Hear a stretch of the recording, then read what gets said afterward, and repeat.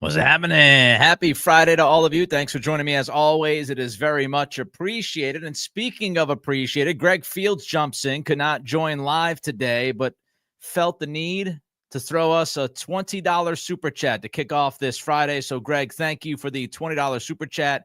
It is very much appreciated. And yes, we are going to kick off this Friday with said chat. Thank you. Thank you very much. All right. Lots of draft talk with the combine coming up, of course, right? We've got the combine coming up next week through next weekend. We're going to have plenty of NFL draft talk next week and for the following couple of months. Today, we're going to spend some time on free agency and the top needs for the Patriots and some of the top targets that the Patriots should have the next couple of weeks. Because, of course, NFL free agency, the tampering period begins on March 10th. So we are only a couple of weeks or so away from talking about legitimate NFL free agency. So we'll do some free agency talk today. Next week, a lot of draft stuff. But we actually start today with a couple of other team notes. The Patriots signed Ben Brown to a one-year deal, just over $1 million. And it makes sense. I'm not going to spend a lot of time on these things, but it makes a lot of sense to sign Ben Brown to a contract, to that one-year deal. I thought Ben Brown was pretty good given the circumstances he had to deal with last year. I mean, the guy parachuted into the organization and was starting that weekend. Pretty crazy. He's not great. I wouldn't even say he's very good, but he's good enough for some solid center depth. And, of course, David Andrews coming back from a season-ending injury. He's long in the tooth. Jake Andrews had his injury that took him out last year. So center is a very interesting position. Will Cole Strange actually be involved at center this year? We'll have to wait and see. But I like nailing down Ben Brown for at least 2025 because you need that depth on the offensive line. You need that depth at center. So I'm okay with that deal. Patriots also agreed to a one-year deal with DeMontre Jacobs for just under $1 million. I don't mind this deal either. DeMontre Jacobs is not going to make people forget about any great NFL tackle, okay? I'm not telling you that Jacobs is awesome. I'm not telling you he's great. I'm not telling you he's even very good. But why you do this is, A, you have nothing to lose. You can easily cut Jacobs if you want. This money is not guaranteed. You can say goodbye to him in the middle of camp, at the end of camp. It doesn't handcuff you in any way. It's less than $1 million. And so if you like what you saw in flashes, if you're the Patriots, you saw a couple things from Jacobs last year, and you think that he might be able to provide you with some quality tackle depth and be the fifth tackle on the roster, maybe even snuck onto the practice squad, it makes sense. When you look at tackle, Patriots pretty much had no tackles. I mean, they got Caden Wallace and they've got Verdarian Lowe on contract. They need tackles. They need a number of tackles. They need 2 starting tackles. We'll get to that in a little bit. But having Jacobs in the background as your 4th, 5th guy, again, maybe practice squad, it makes sense. The depth chart at tackle was barren, my friends, and there's no risk. And I think this is the right approach, right? Because when you bring both these guys back, they could provide good depth for you on the offensive line. It also gives you more flexibility when you get to the draft. Instead of spending a 5th or a 6th round pick or even a 4th round pick, instead of spending a pick in the mid to late rounds on a tackle who could be a project or a depth center kind of guy, you now have those answers in-house. Both guys are young. DeMontre Jacobs is very young, undrafted guy in 2023. So you have 2 young offensive linemen that you can now throw back there in the depth category, and it keeps you from spending draft picks, draft assets on players like this. And we spoke about it, I think it was last week. This team is going to build from the inside out. The plan for Mike Vrabel and company is to address the offensive and defensive lines.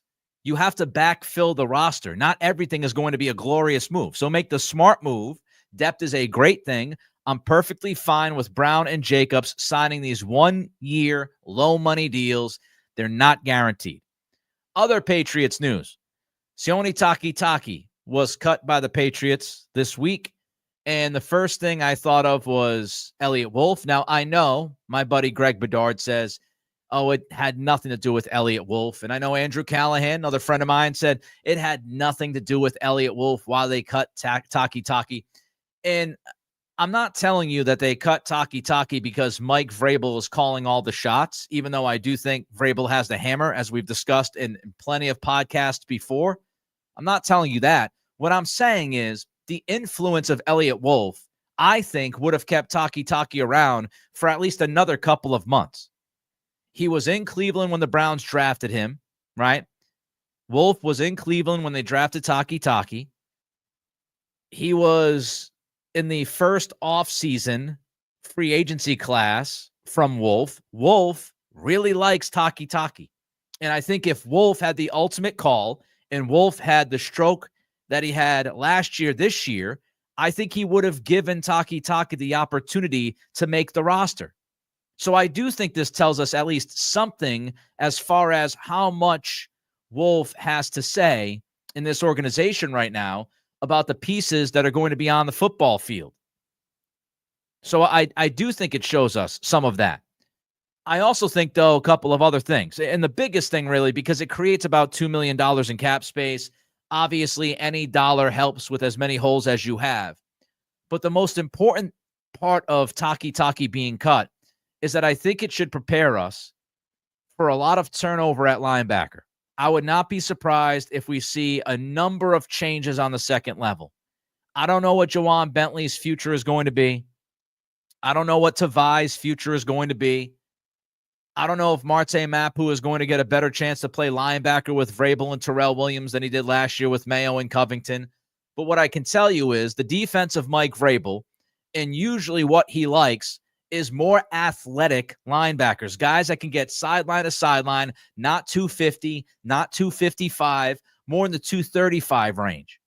And so when you look at a bigger linebacker like Jawan Bentley, his future could be in question because Vrabel's presence now. So I think you're going to have some turnover at linebacker, and it begins with Takitaki, who's 245, 250. So I think we should be ready for the linebackers to be more athletic and smaller than the Bill Belichick years. So some thoughts for you. You know, Takitaki was never healthy. I still feel like he could have helped if he was healthy. He wasn't healthy. It no longer matters. He's gone. All right, we're going to get to free agency in a minute. But first, do a couple of things to help us out. We build this community. Over 6,000 subscribers now. Over 6,000 subscribers. I'm working on the next subscriber goal. And the timeline, the deadline of where we want to get to, I'll have it to you by next week. But let's not forget to do some things that can help us out in the meantime. Click that thumbs up on the YouTube channel as you watch this video. You listen to the content. If you like what we do and you would like to support us, hit that thumbs up. That helps us with the algorithm. Also, throw a comment in. Don't forget, like my guy Zach Cowart says, he's practicing some guitar and watching the pod. Nothing better. Happy Friday to you, Zach. I played a little drums when I was younger. Played a little drums. So thanks, Zach. But throw a comment in. Comments help us with the algorithm. And, of course, subscribe while you hang out. We continue to try to build this community. We try to build the support of this podcast as one big happy family who have disagreements from time to time. So don't forget to like, comment, and subscribe. Those three things help the podcast. Doesn't cost you any money. Doesn't cost you much time. Spotify, Apple Pods, friends, rate, and review. All right, before I get to free agency, Vitalix jumps in with a $10 super chat. Heard Matt from Pat's Nation Pod say it's going to be like the Patriots are going into the dollar store with $1 million. Free agency sure isn't the same anymore, man. Thanks. It's true. Free agency is not the same as it used to be. A lot of teams are just re-signing their guys. A lot of teams understand the business, understand that the most important, the most crucial part of building a team is retaining talent. So have a good draft, retain the talent. And that's what a lot of teams are doing now. Most of these guys that hit the free agency market, they're hitting the market for a reason.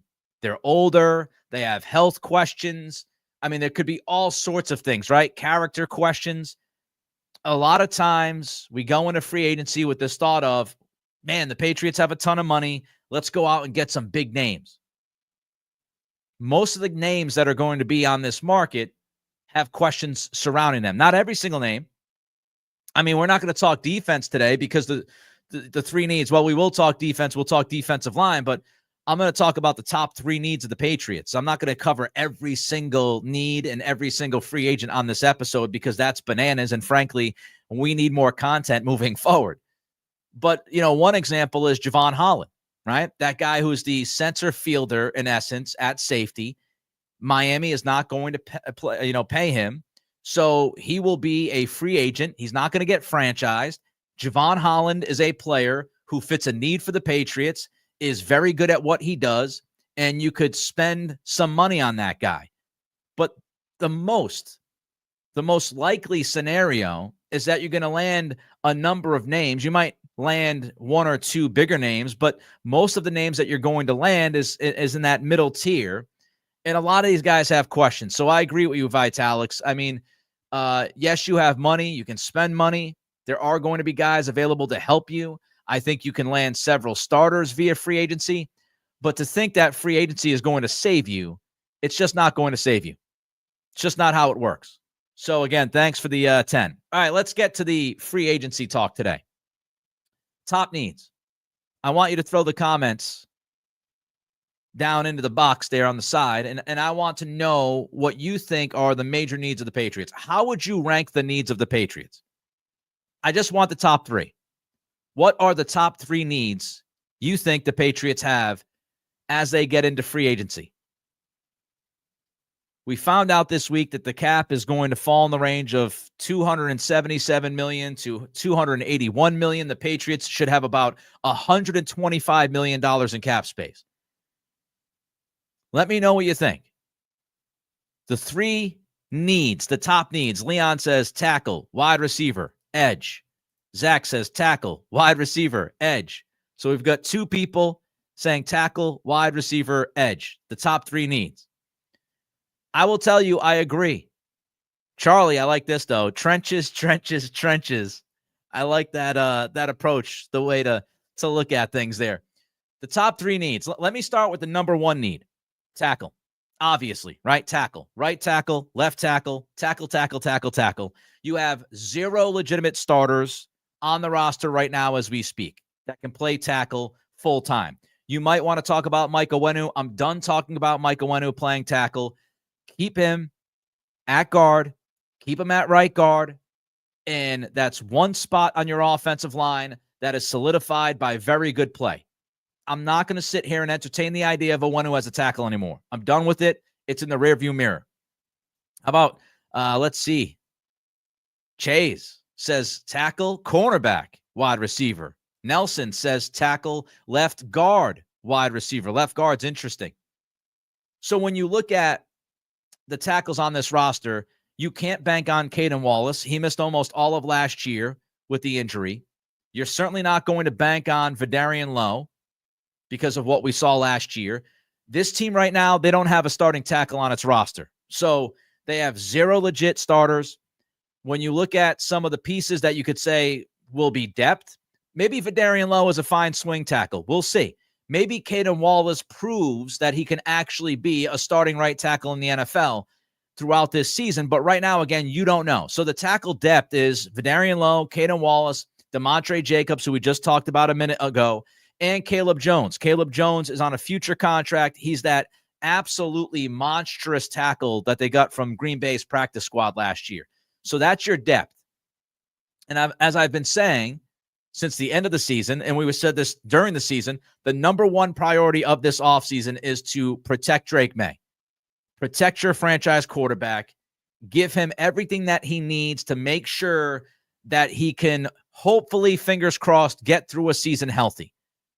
Priority number one. So tackle is the number one need. The number two need, this might surprise people. The number two need to me is edge.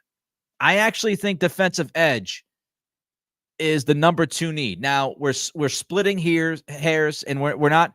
I'm not telling you that edge is above and beyond my third need, but I do think edge is the second most important need for this football team. It goes into the idea of trenches.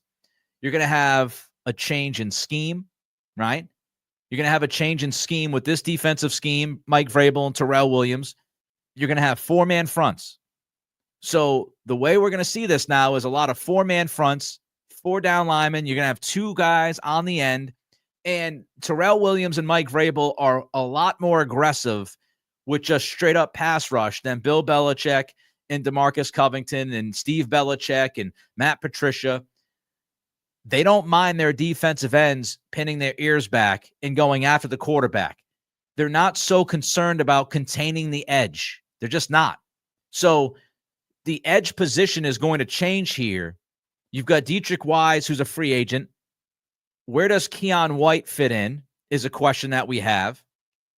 Anthony Jennings, who I like. Anthony Jennings is a good, solid defensive end in the NFL.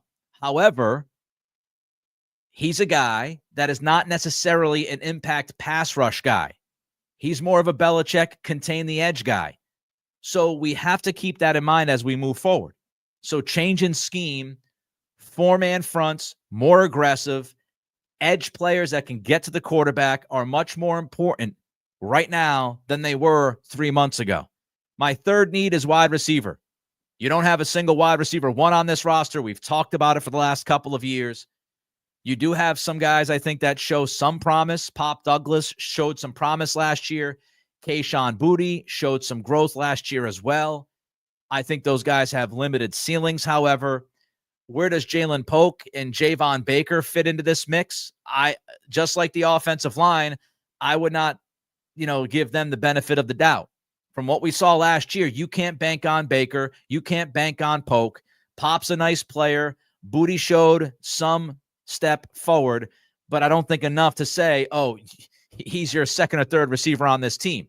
Kendrick Bourne, I do think Kendrick Bourne could have a little bit of a rebirth with Josh McDaniels. You go back to 2021, Kendrick Bourne had his best season in the NFL with McDaniels as the OC. So I do think Kendrick Bourne can give you a little something, but you need wide receivers. You need at least two receivers. You might even need three receivers this offseason. So those are my top three needs: tackle, edge, wide receiver. All right. Let's get to my top three free agent targets. Now, these are going to be kind of tiered, okay? Not everybody is going to be at the tippity top of the list. So I'm going to give you some guys that I think could help. I don't want to say depth-wise, as in like DeMontre Jacobs depth-wise, but I want to cover different tiers of the free agency. I don't want to just give you the top three names and say, that's who you go for, because it's just not realistic. We all understand as we talk free agency, the Patriots might not have a shot to land most of these guys. Maybe these guys don't want to play in New England. Maybe these guys want to play in the South, or maybe these guys have personal relationships. They don't want to leave, right? We saw with Calvin Ridley, who spent his entire career down in the South. His wife is from the South. He was more comfortable with the idea of staying in the South. We saw it from Brandon Ayuk, right? So I understand. I understand that the names I'm going to put on this list and we're going to talk about, not all of them will end up being realistic. I get that. But all I can give you are the names that are out there and the guys that I like and that I think could help this football team. So let's start with left tackle, because I want to focus on left tackle. Yes, you need to address right tackle, but I think you can make right tackle work in case of an emergency more than left tackle, frankly, because you do have Wallace. You could swing low there. I mean, I think you could do some things. I want both tackle positions addressed, but I'm focusing first and foremost at left tackle. There is plenty of starting experience at left tackle. When you look at these guys that are going to be free agents, not every single one of them are great, okay? We understand that. We understand that not every single one of these guys is going to be awesome for you. Not every single one. Because if you think that every single one is going to be great, they're not free agents because of that, right? So here's where I'm going to start. I'm going to start with my third guy on my list, and that's Dan Moore. Dan Moore from Pittsburgh. Again, plenty of starting experience at left tackle. He's only 26 years old. We're going to talk about arm measurements, and 33-inch arm length is so important when we discuss Will Campbell, who will be measured out in the next couple of weeks. But Dan Moore has 34 and a half inch arm length. So more than enough arm length. He has been a starter at Pittsburgh on the left side. He's played a bunch of games for them. Again, only 26 years old. You might have some Chukwuekorfor for PTSD. I'm not going to hold that against Dan Moore. So Dan Moore is the third name on my left tackle list. The next guy is obviously Ronnie Stanley. That might surprise you. You might have thought I had Ronnie Stanley at the top of my list. I don't. Ronnie Stanley is my second guy. And what I would do with Ronnie Stanley is give him a short-term deal with big money up front. Guarantee him a nice big chunk of change. Don't go beyond, 3 years with Stanley because, he's in his 30s. He has an injury history. Last year he was healthy. But Ronnie Stanley is a legitimate, talented left tackle. So I would be looking to give Stanley big money up front, short-term deal, lock him in for a couple of years, and you know that you have a legitimate NFL starting left tackle with him. The guy that's number one on my list is Alaric Jackson. He's 6'7", 285. He's only 26 years old, same age as Dan Moore. And if you look at Pro Football Focus, Jackson was 18th in tackle grade. All tackles throughout the NFL, Jackson was ranked 18th according to Pro Football Focus. He played every single one of his 893 snaps at left tackle. Alaric Jackson is my number one guy on the board. Now, there could be some things with Alaric that could cause some concerns that we're not aware of. Why are the Rams okay with him leaving? If they're okay with him leaving, he's only 26. He played well last year. Is there something more that we don't know? I have no clue. I don't know these guys personally. I'm looking at the talent. I'm looking at the position. I'm looking at the measurables. And Alaric Jackson, to me, is at the top of the list. Again, 26 years old, 6'7", 285. He is as good of a run blocker as pass blocker, according to Pro Football Focus. He was a top 20 tackle in last year's class. I'm rolling with Alaric Jackson. All right, I'm going to get to edge / outside linebacker and receiver in a minute, but we got a couple of super chats I wanted to get to. Backyard Cyclist, hey, brother, thanks for the 10. One of the OGs here, absolutely one of the OGs. Congratulations, he meant to say, on the 6,000 subs. I enjoyed your commentary with Bedard saying Vrabel was flexing his muscle. Yeah. I think, I think the Takitaki thing does tell us that Elliott Wolf has less say, maybe even significant less say than he had last year. I think that's a clue. I don't think it's the end-all, be-all. Now, some of that, of course, with Greg was tongue-in-cheek. I was just busting his balls. But I appreciate your Backyard for the $10. Backyard comes right back with another 5. I absolutely are in lockstep with an edge rusher need, Nick, 100%. So many holes. Thanks, Bill. Yeah. I mean, the lack of drafting and, the ability to draft good football players for several years consecutively tends to hurt the roster eventually, and that's what we've got. Thank you, Backyard Cyclist, for those 2 super chats. All right, let's get back to free agent names, and let's get back to my list. The second biggest need for the Patriots to me is edge / outside linebacker.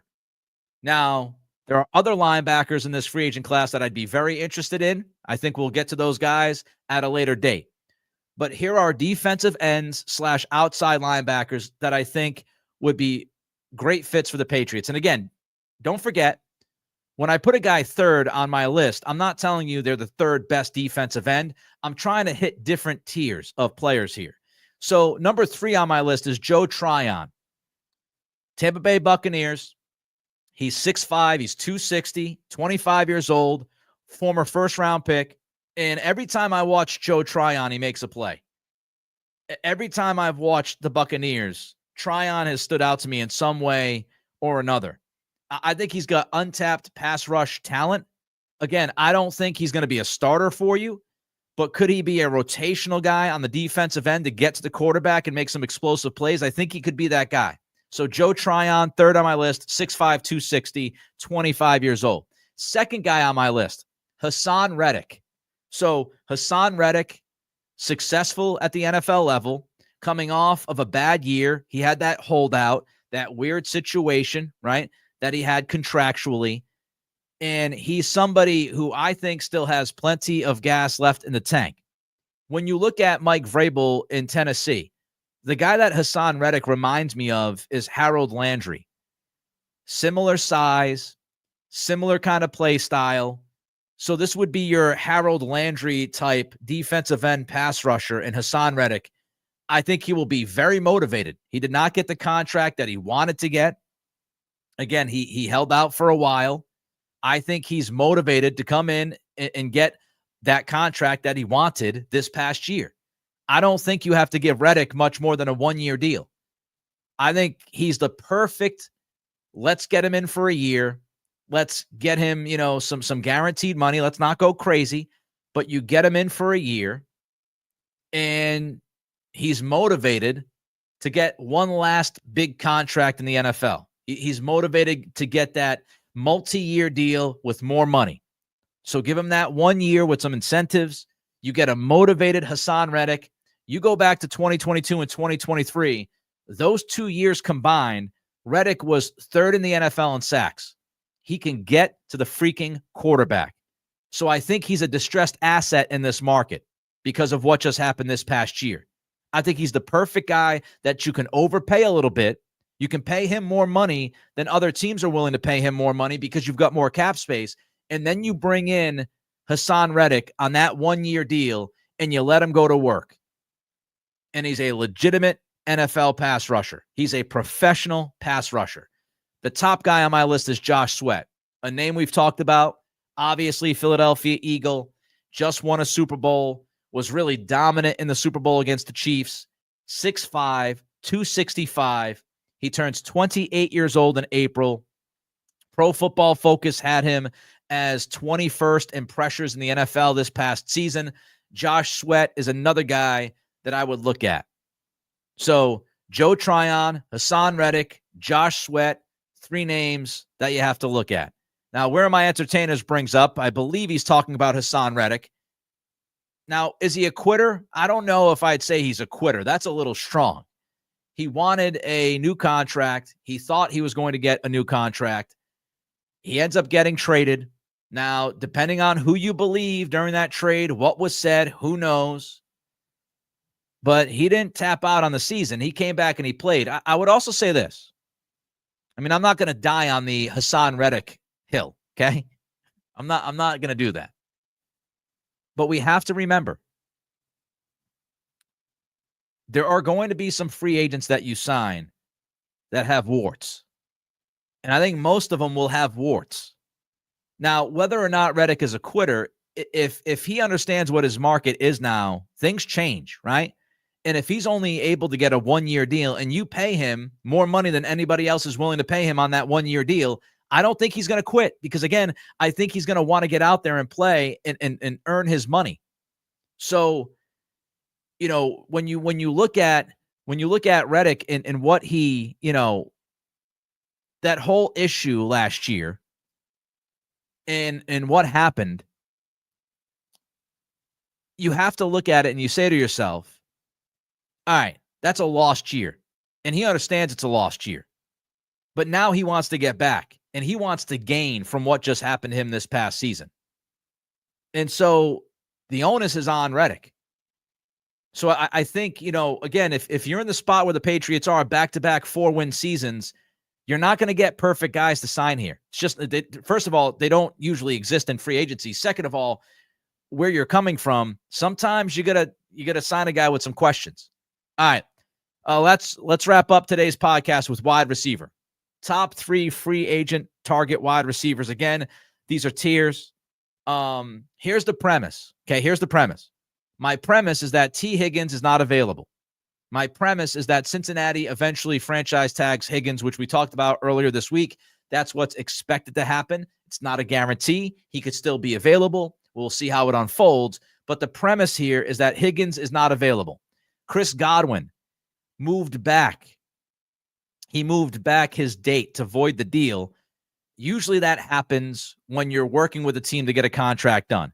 So the premise, while I was doing this exercise, was that neither Higgins nor Godwin are available. So let's go into this thinking both of those guys are off the market. That Higgins stays with Cincy and Godwin stays with Tampa. There are lots of questions about the wide receiver free agency class. Trust me when I tell you, you can go down the line of every guy. They have a question or two. Again, let's think tiers.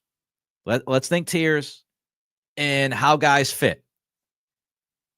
In the not so excited, not going to throw a parade category is Mike Williams / Darius Slayton. One of those two guys. I would take one of those two guys. They have questions. Mike Williams, his health. Slayton, how good is he? How much was he impacted by the quarterback situation in New York? Ryan Cowden obviously worked with the Giants last year. He could easily give you information on Slayton and kind of, what he's about behind the scenes, what might have impacted him on the field. But Mike Williams, Darius Slayton is a move that it helps your wide receiver room. Both guys are capable of playing the X receiver role. They're more of a wide receiver 3 than a wide receiver 1. We all understand that. But they up the talent in the wide receiver room. So you up the talent there in the wide receiver room. So Mike Williams, Darius Slayton, they're on my list. Again, more wide receiver 3/4, 3B, whatever you want to call them, than anything else. This might surprise people, but again, there's not a lot out there, folks, when you look at wide receivers in free agency, if you take Higgins and Godwin out. I would be interested in Stephon Diggs, number 2 on my list, as long as Diggs is okay with the idea of playing in New England. I don't know if he is. We know Diggs has been very volatile. If Stephon Diggs is not interested, even if he's lukewarm on the idea, I don't touch him with a 10-foot pole. I stay away. But if Stephon Diggs is open to the idea, and I think he'll end up staying in Houston, maybe going to Dallas to play alongside his brother, maybe he goes to another contender, but I'm at least making a call to Stephon Diggs. He's coming off the ACL. We know that. I don't think you have to sign him to a long-term deal. He's in his 30s. So there's going to be questions. Again, there's nobody perfect. But here's why I'm interested in Stephon Diggs. He actually had some juice in Houston before he was injured. Bill Barnwell did a huge write-up on wide receivers at ESPN this week. Here's what Barnwell wrote on Diggs. He was on pace for 100 catches, 1,054 yards, which would have been roughly similar to what he produced in his final season with Buffalo after adjusting for a reduced target share. Advanced metrics were fonder of Diggs' production than you might guess. His 2 yards per route run ranked 38th among players with at least 200 routes, just behind Cortland Sutton and Calvin Ridley. He did not drop a pass all season and caught 5.1 more passes than expected. That would rank 7th in the NFL before his injury. Now, there's other stuff like receiver score, et cetera, open score, stuff like that.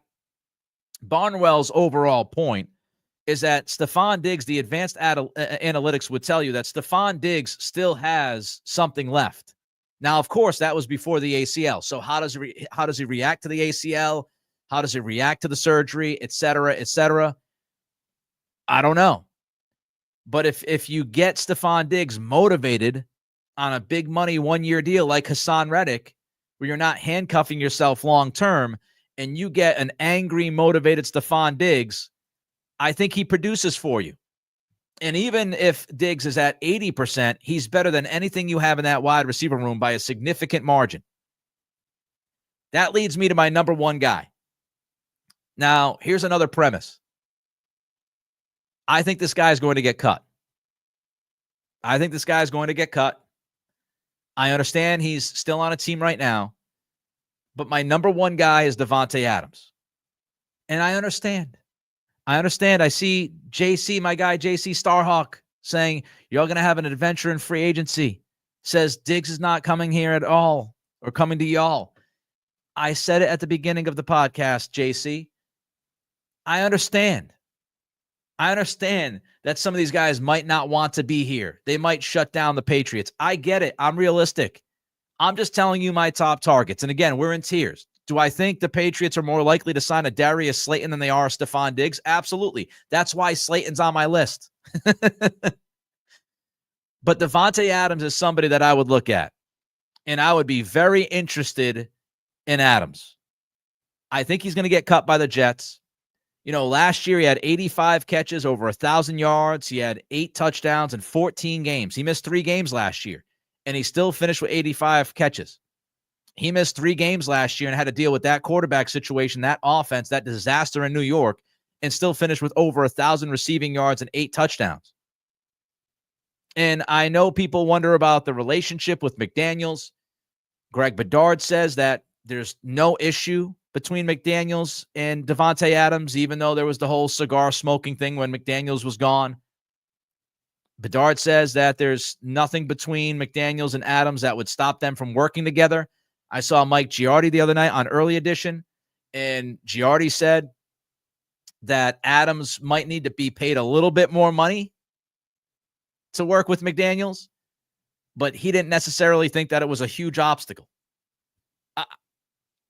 I think if you give Davante Adams a 2-year deal and you give him a big fat chunk of change up front, you give him some guarantees, I think he produces for you in the next year or two. And I think he is obviously your most talented guy on the roster at that position. And here's the thing that I like about bringing Davante Adams in. It gives you the window to develop guys. If you bring Adams in on a 2-year deal, during that 2-year window, you can develop guys, right? You can draft guys. You can maybe work on a deal and get somebody else in town.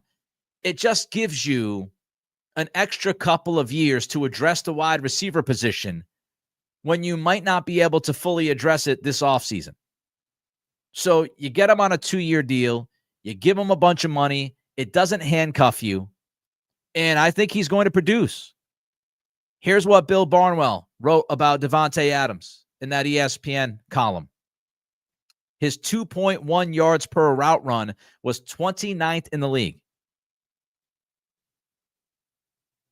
There's a crafty receiver with the ability to get open here, Barnwell writes. Adams is still a useful player. He's just not worth nearly $36 million per season, which we would all agree. Wide receivers in their 30s almost never generate significant deals, but a deal with a 1-year guarantee, $15 million or so, would make sense. So Bill Barnwell says giving Davante Adams 1 year and $15 million guaranteed would make sense. Again, if Davante Adams has interest, the productivity with McDaniels was there. He had a fantastic season the first season with Josh McDaniels. 2022, Davante Adams had great numbers. So he knows the offense. He's produced in the offense. If he's okay working with Drake May, if he's okay staying here in the Northeast, the short trip from Jersey, if he's okay with that, if he's open to the idea, giving Davante Adams a 2-year deal with like 25, 30 million guaranteed, I think it would be difficult for Adams to go out into the market and get a better contract than that.